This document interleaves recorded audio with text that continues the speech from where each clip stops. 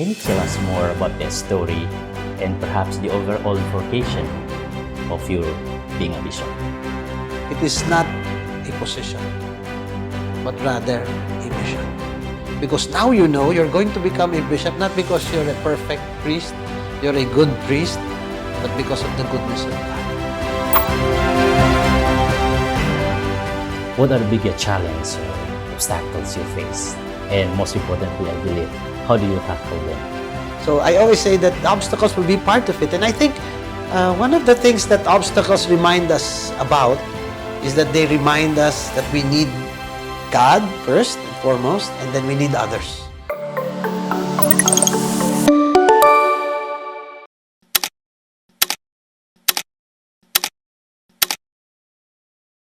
Your motto is Fiat mihi secundum verbum tuum, be it done unto me according to thy word.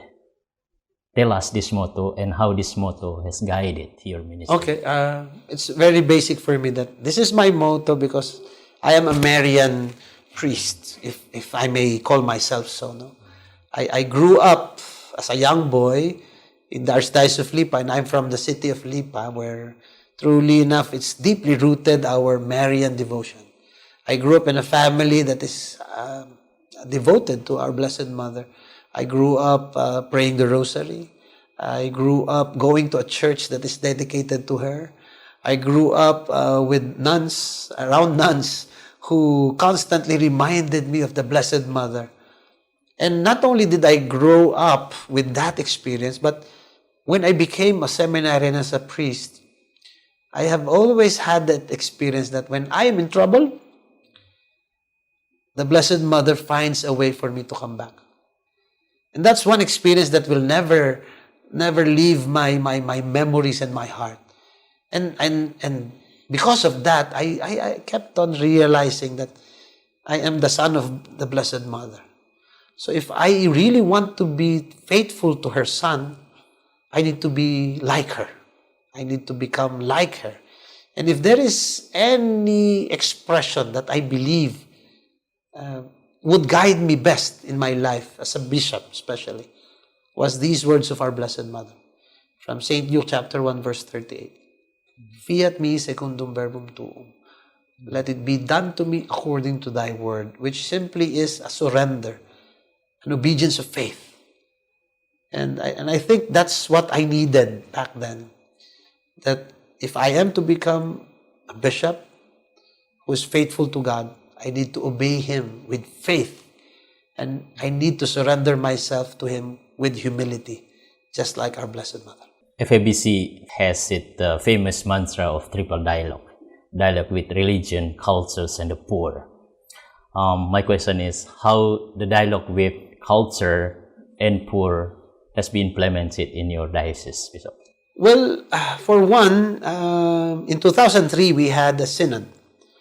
The diocesan synod resulted into a lot of decrees because our first bishop, Bishop Rafael Lim, had this vision of our diocese, which is we are to be a church of the poor that lives in justice, charity, and this is a church that needs to really live in accordance to that vision. No? So, in that reality, the synodal decrees brought about certain instructions for us as a diocese. And it includes all of these dialogues already. Specifically, the dialogue of culture. Our diocese is a small island, but it is quite famous for its culture, which is very, very Catholic and very religious. We have the famous Moriones festival here, which only happens during Holy Week. So you can already see it's quite connected to our faith. So basically, when it comes to culture, our culture by itself is already dialoguing with us. So when I came here, I got to really learn a lot about the people and about faith through culture. So I think it's already part of who we are, culture. So the dialogue with culture is so much part of who we are. That's one. The dialogue with the poor. Now, that's very important because we are an island.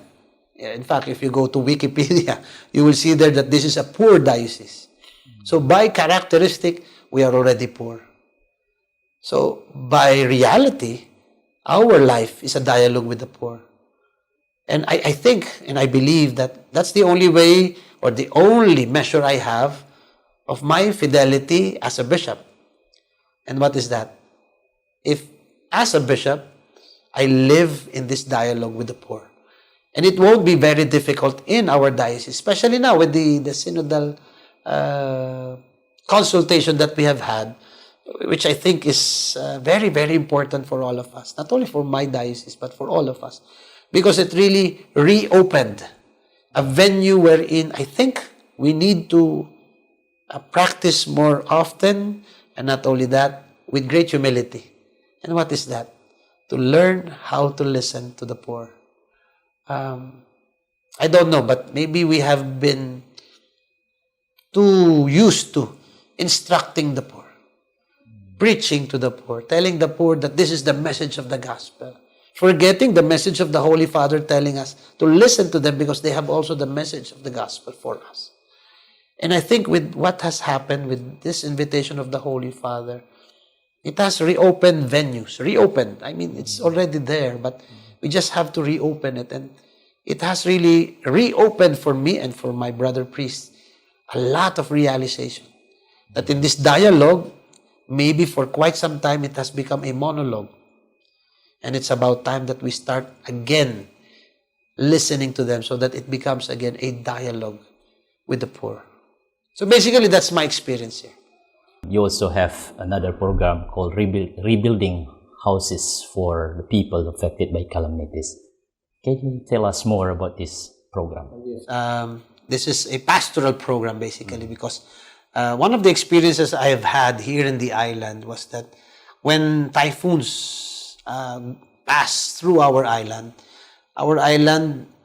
really suffers a lot. And one of the sufferings that we all experience is the destruction of homes and houses, basically. And so, in my first year, more or less, we were hit by the typhoon Nina. I don't know its international name, but back then, it was called Nina or Nina here in the Philippines. And it hit us hard. In fact, it was December 26, I will never forget it, when the typhoon hit us. And I went around. A day after the typhoon, I had to go around the whole diocese just to see how the churches are. But I didn't notice only the destruction it had to our parishes. I noticed the destruction it had caused to our people. So many houses were destroyed. And that caused an uneasy feeling in me. So I had to ask our people here and our priests, what can we do for these people? So one of the things that we did was ask for fundings from different groups. And we used all, and we pooled all resources in that sense to rebuild around, if I'm not mistaken, during that time, around 300 houses. But we could have built more if we used the old formula that they had, and that was basically used like around 39,000 pesos and give it to one family and help them build their homes. But in experience, what we saw was that if you build a house so cheaply, the next typhoon will destroy it again. So we made that decision that maybe we have to build less houses, but stronger ones. So in this project, we decided to do that in 2016, started it that year. But we said, so many houses were destroyed, and yet we can only rebuild so few. So what do? Let's rebuild houses every year. So since then, every year, we target a few houses that we can rebuild, make it stronger so that when the next typhoon comes, we have less people to worry about whose houses were destroyed. So basically, that's one of the projects that we have, and we will continue. I believe that until the time that I am still the bishop of the diocese, every year I will still have to find and look for funds wherein we can use to rebuild houses, especially for the poor, and hopefully we can really lessen and make a big dent on that one problem that we always see when typhoons pass by our island, and that is so many houses are being destroyed by the strong winds. the idea of lay participation in the ministry of the church is one of the core principles in this synodality. How has this concept, specifically women's participation, been implemented in your diocese? You know what? Maybe I don't even have to implement it. Because the reality of the church here in our island is that, one, the majority of those who are active in the church are women. That's already a truth that one cannot deny. Second, I think the majority of our leaders are women. Presidents of the Parish Pastoral Council, our pastoral workers in the diocese are women. Almost all of them are women. Majority of them are. The only thing maybe that we don't have much here is that we don't have much female congregations.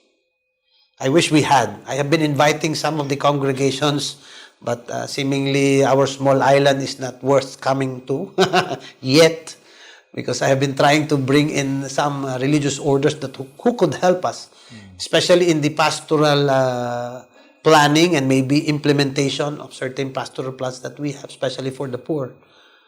So, in other words, one of the things that I keep on discovering is that women are already making a lot of decisions here in our island. And not only that, they are the ones who are giving life to our faith in the island. Pope Francis, perhaps first in our history, he put so much effort how to involve women in the structure of the church. I already asked you a question with women participation, but in particular way, how do you see the not only women's participation, but it's women empowerment in the church? As a bishop, not only talking in your diocese, but also in the Philippines, how do you see this idea of women empowerment? Well, for me, it's a very welcome, not only idea. I hope it is a very welcome culture and practice in the church. Why? Because, again, we have to accept it. Men do not have the monopoly of wisdom. Neither do women. We do not have the monopoly of being right. Neither do women.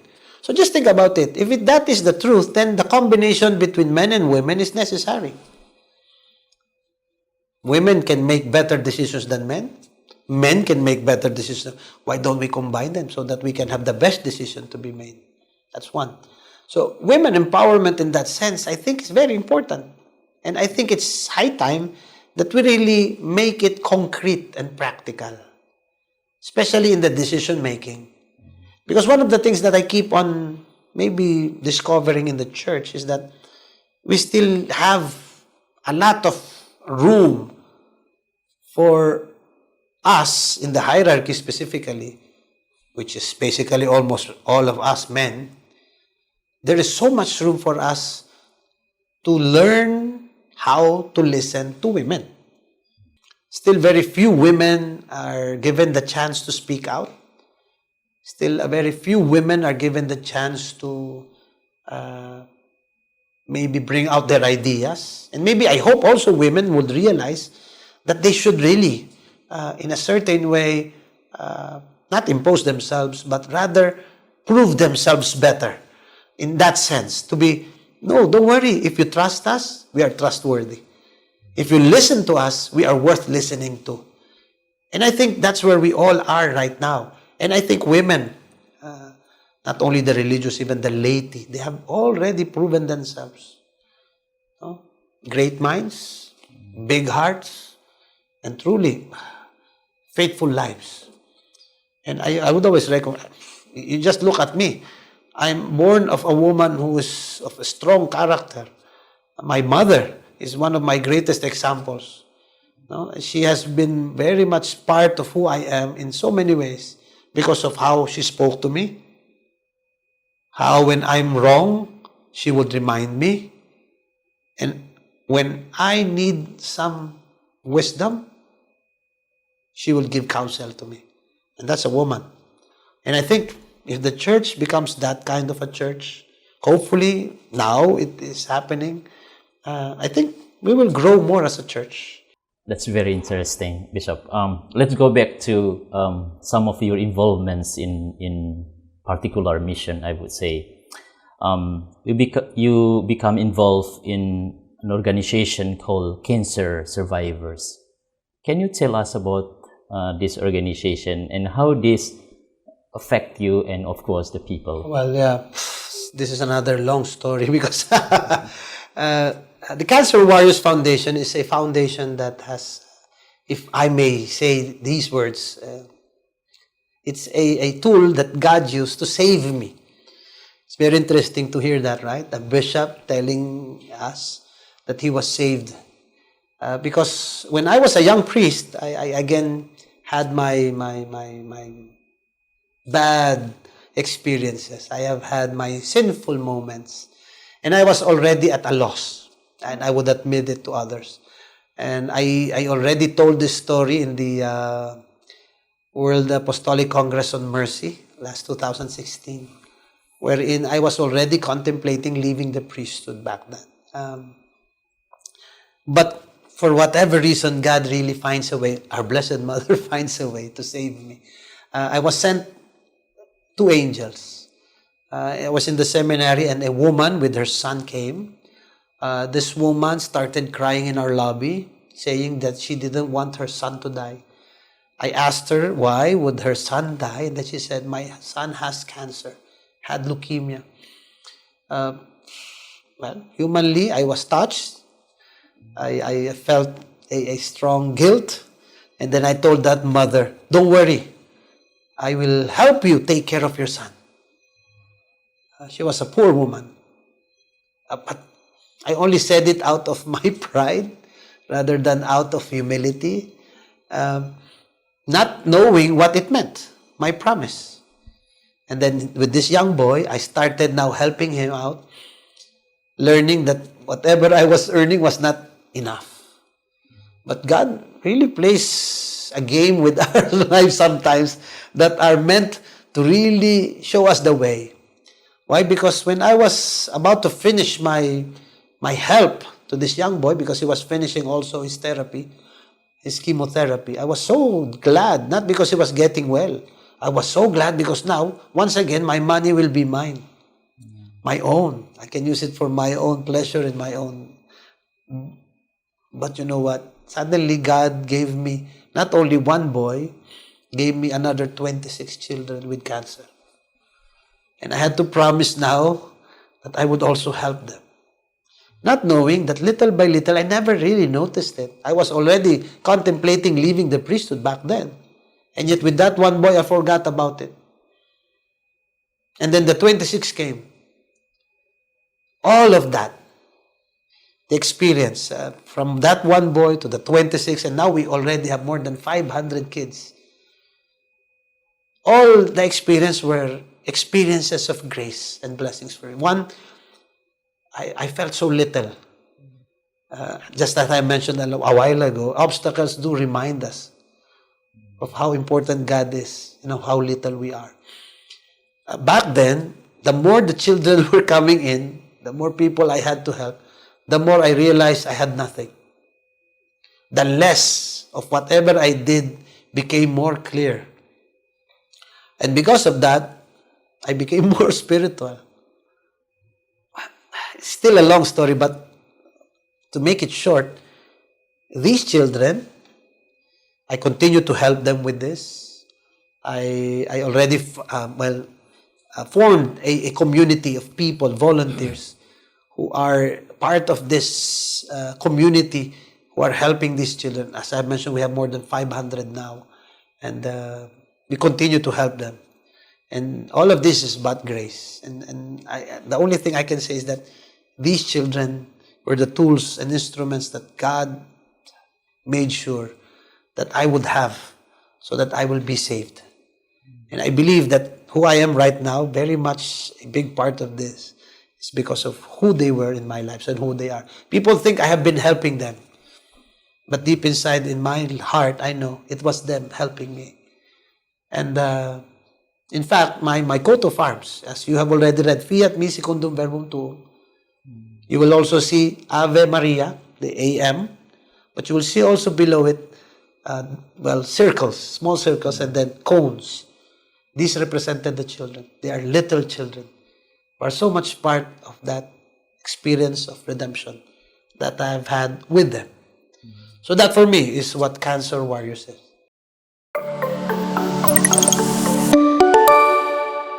You have an ongoing live streaming program, a call thought for the day.